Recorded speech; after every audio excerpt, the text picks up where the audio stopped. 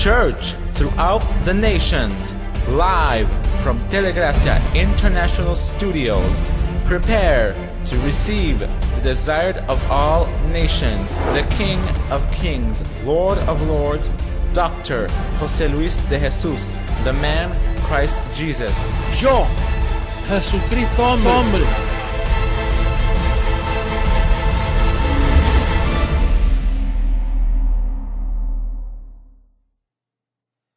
We have a topic today where I want to expose these three bandits of the circumcision.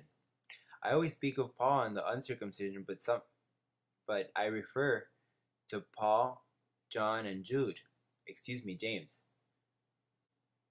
Although Jude is also hard-headed, but I'm not going to speak of him this time because he just had a small page and I didn't really expose everything he had in his head.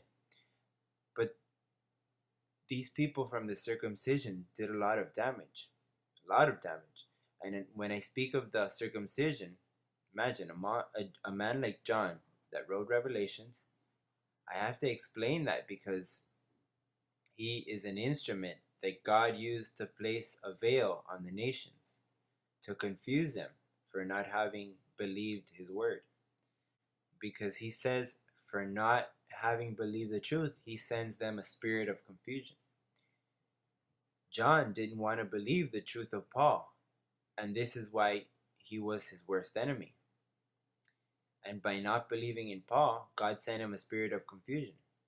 But you know that our Father God has everything under control, and he sent him a spirit of confusion because the script of the movie was written this way, to veil the nations, and he did. Someone wrote to me this week and said that Apostle, the 144,000, he said with good intention, looking for information, he said that the 144,000 are Jewish. Well, it doesn't say that they're Jewish. Judaism is a religion.